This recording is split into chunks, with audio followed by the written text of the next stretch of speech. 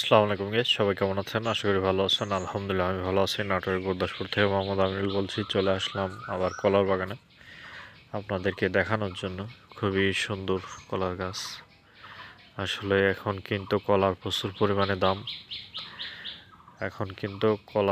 পরিমাণে দাম। এখন রমজান মাস চলতেছে। মোটামুটি 40 টাকা 50 টাকা হালি কলা গাজীপুরের ওই সাইডে। আমাদের এই সাইডে 30 টাকা 40 টাকা পর্যন্ত। আর গাজীপুরের সাইডে বাইরেতে গেছিলাম কিছুদিন আগে, ওইখানে 60 টাকা 70 টাকা করে হালি কলা। আমাদের এর তো একটু কমই আছে। আপনারা যারা উদ্যোক্তা হতে চাচ্ছেন বা ভাবতেছেন যে কিছু করবেন, তারা কিন্তু কলার বাগান করতে পারেন।